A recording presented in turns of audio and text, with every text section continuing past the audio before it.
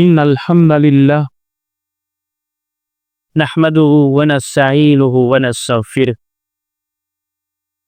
ونعوذ بالله من شرور أنفسنا وسيئات أعمالنا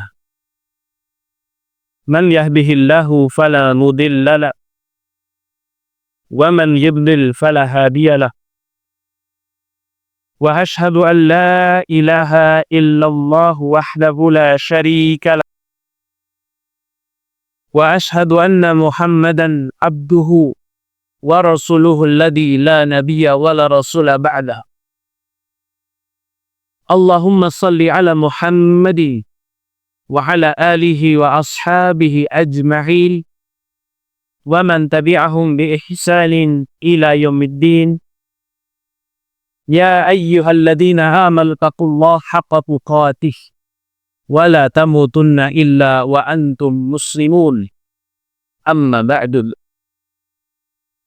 فإن أصدق الحديث كتاب الله وخير الهدي هدي محمد صلى الله عليه وعلى آله وسلم وشر الأمور محدثاتها فإن كل محدثة بدعة وكل بدعة ضلالة وكل ضلالة في النار. Ma'asyiral muslimin, hadirin sidang Jumat yang berbahagia. Kita semua harus yakin bahwa agama kita, agama Islam adalah agama yang sempurna. Agama yang mengajarkan seluruh aspek dan sisi kehidupan kita selama di dunia demi menyelamatkan kita semua sampai ke akhirat. Di dalam agama Islam diajarkan bagaimana cara kita berkeyakinan atau berakidah yang benar, terutama terhadap hal-hal yang gaib, yang tidak terlihat. Di dalam agama Islam diajarkan bagaimana caranya kita beribadah kepada pencipta alam semesta dan pencipta kita semua, Allah Rabbuna Jalla Jalaluhu. Kemudian kita pun diajarkan sampai pada bagaimana caranya kita berinteraksi dan bergaul dengan sesama manusia. Diajarkan bagaimana adab-adab dan akhlak yang mulia.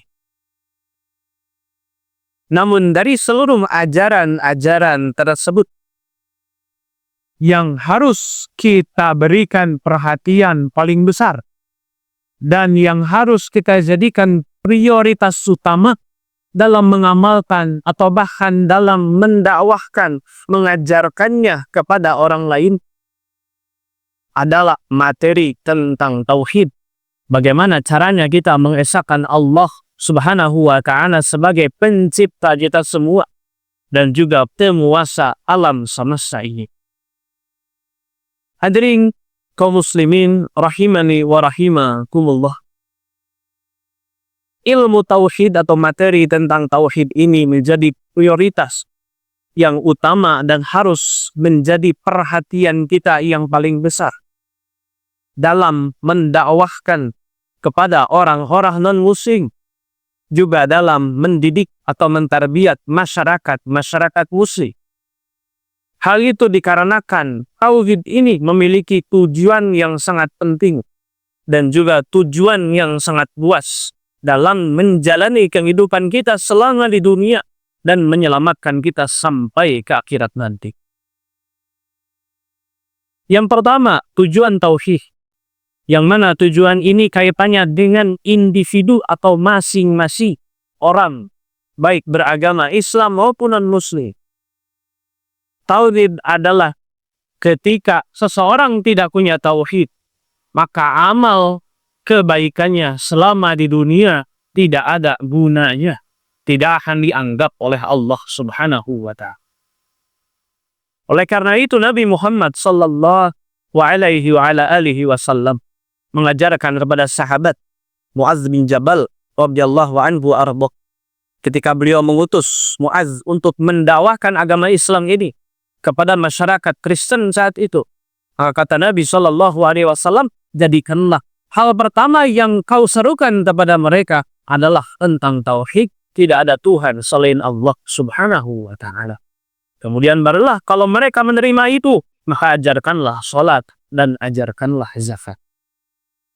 Karena ketika kita mendakwakan masyarakat non-muslim, tapi tidak dengan tauhid, mereka tidak memeluk agama Islam, maka tidak ada gunanya. Kebaikan-kebaikan yang dilakukan selama ini oleh orang-orang kafir, oleh orang-orang non-muslim, meskipun terasa manfaatnya oleh sesama manusia, tapi sejatinya itu tidak ada nilainya di mata Allah Subhanahu wa ta'ala. Di dalam Al-Quran surah Al-Furqan, ayat yang ke-23, Allah Subhanahu wa ta'ala berfirman, wa qadimna ila ma'amilu min amali. Nanti di akhirat, di yaumul hisab, kami akan sajikan, kami akan perlihatkan amalan-amalan kebajikan mereka selama di dunia. Sehingga mereka bisa melihat betapa banyak mungkin mereka sangka kebajikan yang telah mereka lakukan selama di dunia ini.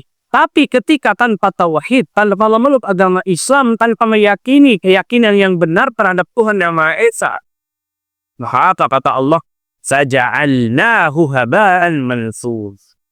Maka kami jadikan seluruh amal kebajikan mereka itu hilang seketika, sebagaimana debu-debu yang hilang ditiup dengan angin. Debu-debu yang berterbangan hilang ditiup angin. Maka yang tersisa hanyalah tinggal amal keburukan mereka, dan akhirnya mereka akan langsung dilemparkan ke dalam jurang neraka. Ma'asyiral muslimin rahimani wa rahimakumullah.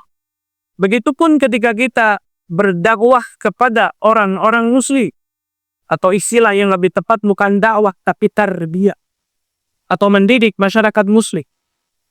Akan materi yang harus kita terus prioritaskan dan harus diulang-ulang seumur hidupnya adalah mengajarkan bagaimana caranya bertauhid dengan benar kepada Allah Subhanahu wa ta'ala.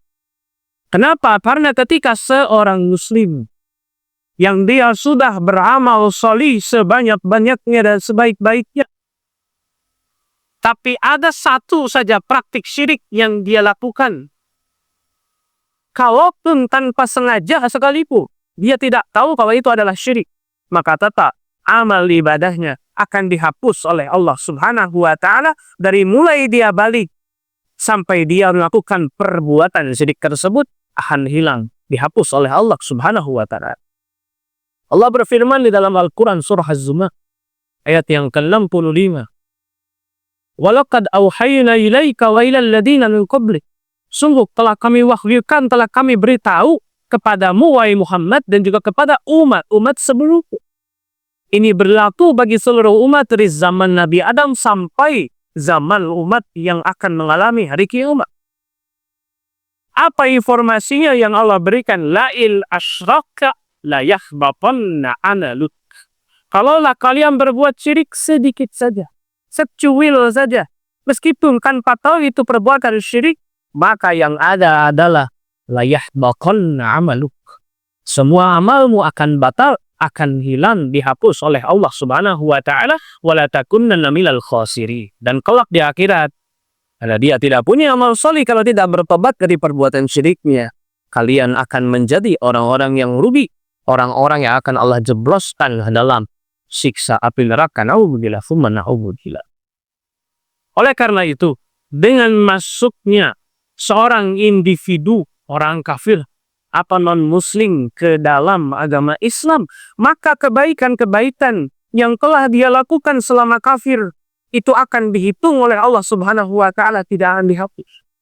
Dan kebaikan-kebaikan selanjutnya akan menjadi kebaikan-kebaikan yang pahalanya pun akan dilipat gandakan oleh Allah Subhanahu wa ta'ala.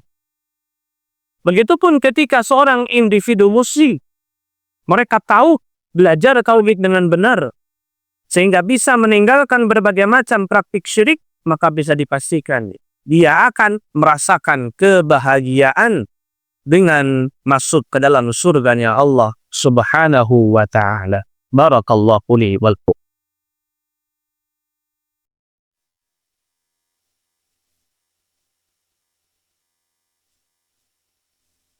Alhamdulillahirabbil alamin. Wa asyhadu an la ilaha illallah wa asyhadu anna Muhammadar Rasulullah. Allahumma salli ala Muhammad. Amma ba'du fa ya ibadallah usitum wa iyaya bitaqwallah. faqad fazal muttaqun. Ya ayyuhalladzina amanu taqullah wa qulu ma'as shadiqin. Ma'asyiral muslimin, sidang Jumat rahimani wa rahimakumullah. Itu tadi adalah pentingnya tauhid dalam pribadi seseorang, baik muslim maupun non-muslim. Kemudian yang kedua, tauhid bukan hanya berpengaruh terhadap orang saja, terhadap individu saja. Tapi tauhid yang benar, tauhid yang kuat akan berpengaruh baik, berpengaruh besar terhadap terwujudnya masyarakat sosial yang baik. Ketika sekelompok masyarakat mengamalkan tauhid, maka pasti akan terwujudlah ketakwaan dalam masyarakat tersebut. Ketika seseorang telah meyakini adanya Allah Subhanahu wa Ta'ala, maka dia pasti akan bertakwa. Apa itu takwa? Takwa adalah melaksanakan perintah Allah, menjauhi larangannya berdasarkan petunjuk yang Allah berikan. Ketika seseorang bertauhid dengan benar, tahu bahwa Allah akan membalas seseorang berbuat baik dengan kebajikan, dengan pahala, dan membalas orang yang buruk dengan dosa, maka dia akan semakin semangat beribadat dan semakin takut untuk berbuat perbuatan yang jahat, untuk berbuat perbuatan maksiat, apalagi sampai melakukan perbuatan yang merugikan orang lain.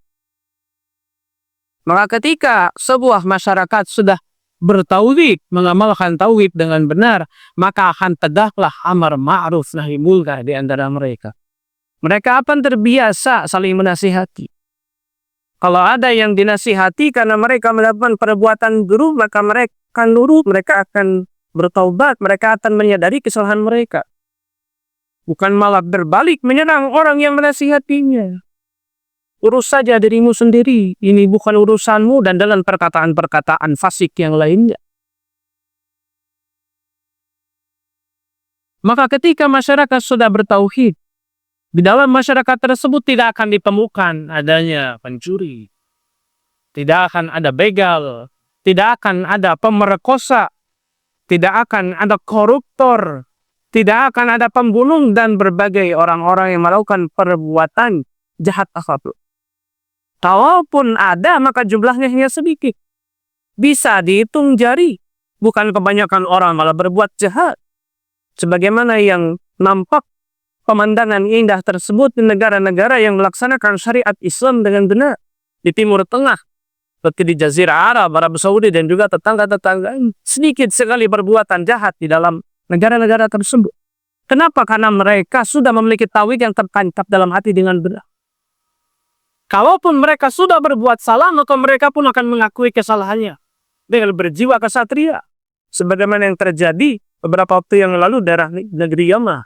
Ada orang yang membunuh, tapi dia sendiri yang datang ke institusi kepolisian dan mengaku bahwa dia telah membunuh saudaranya. Dan akhirnya dia pun rela untuk dihukum mati.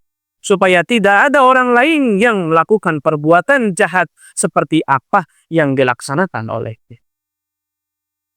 Kemudian ma'asyiral muslimin rahimani wa rahimakumullah, bukan hanya masyarakatnya saja, begitu pun para pejabatnya. Ketika seorang pejabat sudah memiliki tauhid yang tertancap buat dalam hatinya, maka dia akan benar-benar berusaha melaksanakan amanatnya dengan baik. Dia tidak akan pernah tergiur dengan harta-harta atau uang milik rakyat.